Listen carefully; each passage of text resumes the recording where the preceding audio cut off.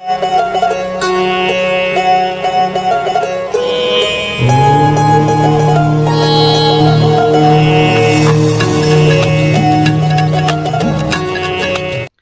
గం గణపతే నమః. ఓం శ్రీమాత్రే నమః. శ్రీవల్లి టీవీ ప్రేక్షకులకి నమస్కారములు. ఈరోజు నేను మీ అందరికీ కూడా చాలామంది మంత్ర సాధన చేస్తూ ఉంటారు, కానీ ఎక్కువ జపం చేయలేక అనేక రకాలుగా ఇబ్బందులు పడుతూ ఉంటారు. అది ఎందుకు అనే అంశాన్ని మీకు ఈరోజు తెలియజేద్దామనే ఉద్దేశంతో మేము ముందుకు రావడం జరిగింది.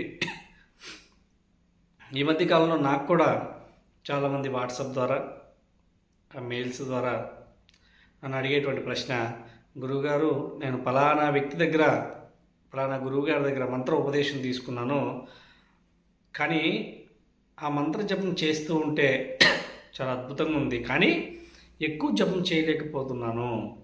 ఈరోజు జపం బాగా చేయాలి అని నిర్ణయం తీసుకుంటాను, కానీ సమయానికి లేవకపోవడం, లేదా అన్నీ సక్రమంగా ఉన్నా సరే నేను జపం చేయడానికి నాకు కొంచెం అనీజీగా ఉంది, జపం పర్ఫెక్ట్గా చేయలేకపోతున్నాను.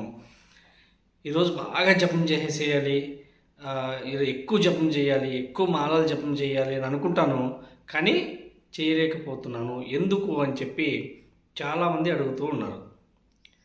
ఇక్కడ ప్రధానంగా మనం తీసుకోవాల్సిన రెండు విషయాలు మనం ఇక్కడ గమనించాలి. మొదటి విషయం, మనకు బద్ధకం ఎక్కువగా ఉండడం వల్ల జపం చేయలేకపోతాం. అది మంత్రం ఇచ్చిన గురువు లోపం ఉండదు, మంత్రం లోపం కూడా ఉండదు.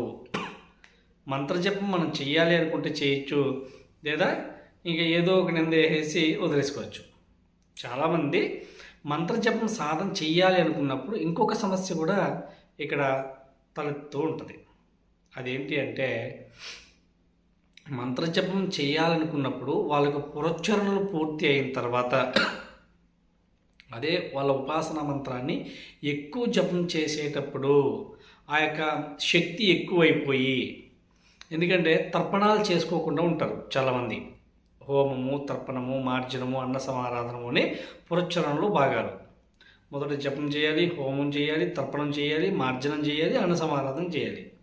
ఈ 5 క్రియలు కూడా చేసుకుంటూ ఉండాలి. అప్పుడే మనం మంత్రం ఎక్కువ జపం చేయడానికి ఆస్కారం ఉంటుంది. అలా చేయకుండా చాలామంది ఏం చేస్తుంటారంటే, పురస్చరణలు ఏం చేసుకోరు, అంటే పురస్చరణ హోమం కానీ, తర్పణం కానీ, మార్జనం కానీ ఇవి ఏం చేయకుండా కంటిన్యూగా సంవత్సరాలు జపం చేస్తూ ఉంటారు. ఇలా చేయడం వల్ల ఆ శక్తి ఎక్కువ అయిపోతూ ఉండడం, అంటే ఆ యొక్క శక్తిని మన బాడీ తట్టుకోలేకపోవడం, ఇవన్నీ కూడా మనం జపం చేయకపోవడానికి అడ్డంకులుగా మారుతాయి. కనుక మంత్రజపం చెయ్యాలి అనుకున్నప్పుడు ఖచ్చితంగా నిర్ణయం తీసుకోవాలి. నేను ఇంత టైంకి లేస్తాను, ఇంత టైంకి ఖచ్చితంగా నేను జపంలో కూర్చోవాలి అని చెప్పి నిర్ణయం తీసుకోవాలి. అదేవిధంగా ఖచ్చితంగా మనం ఒక మంత్రాన్ని ఉపదేశం తీసుకున్న తర్వాత మీ గురువులను అడిగి పురస్చరణ విధానాన్ని సంపూర్ణంగా పాటించాలి. అప్పుడే మీరు ఎక్కువ జపం చేయడానికి, ఆ మంత్రం మీద అధికారం రావడానికి, ఆ మంత్రంతో మీరు ఏదైనా ప్రయోగ క్రియలు నేర్చుకోవడానికి, చేయడానికి అనుకూలత అనేది ఉంటుంది. కనుక ముందుగా పురస్చరణను పూర్తి చేసుకోండి. అదేవిధంగా ముఖ్యంగా ఒక టైం టేబుల్ రెడీ చేసుకోండి. ఎంత టైంకి మనం జపానికి కూర్చోవాలి అన్న అంశాన్ని మీరు ఒక టైం టేబుల్ రెడీ చేసుకోవాల్సిందిగా కోరుకుంటూ మరొక వీడియోతో మీ ముందుకు వస్తాను. అంతవరకు సెలవు. ఓం శ్రీమాత్రే నమః.